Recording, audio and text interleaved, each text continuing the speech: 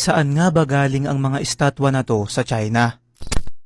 Mga kaibigan, noong March ng 1974, habang naguhukay ang mga magsasaka sa Shanxi Province sa China, ay natagpuan nila ang humigit 8,000 sundalong estatwa na kasing laki ng mga tao. Ayon sa mga archaeologists, ito raw ay ang Terracotta Army na itinuturing bilang isa sa pinakamahiwagang bagay sa ating kasaysayan. Ayon sa kwento, pinaniniwalaang sila ay binuo ng pinakaunang emperor ng China na si Qin Shi Huang dahil sa matinding paniniwala nito patungkol sa afterlife o sa kabilang buhay.